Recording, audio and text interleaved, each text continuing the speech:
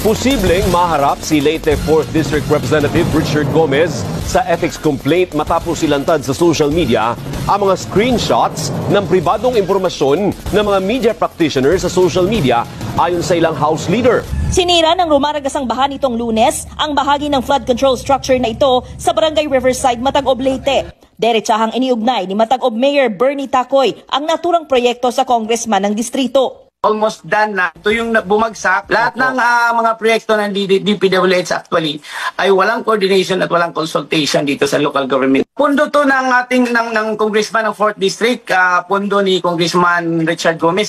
Hiningi ng ilang media organizations ang panig ni Leyte 4th District Representative Richard Gomez kaugnay nito. Pero imbis na sagutin, inilabas ng kongresista sa isang social media post Huwebes ng gabi ang screenshots ng mga mensahe nila sa kanya. Kita ang buong pangalan at contact number ng mga journalist at nagtatrabaho sa newsroom. Pinuna ni Gomez ang umano'y pagkakahawig ng tanong ng news agencies. Pahiwatig aniyang may kumukumpas at ginastusan ang tinawag niyang media spin. Pumalag ang National Union of Journalists of the Philippines sa paratang ni Gomez. Giit ng NUJP, bahagi ng trabaho ng mga mamamahayag na hingi ng kanyang panig sa issue. Naniniwala ang grupo na posibleng paglabag ito sa data privacy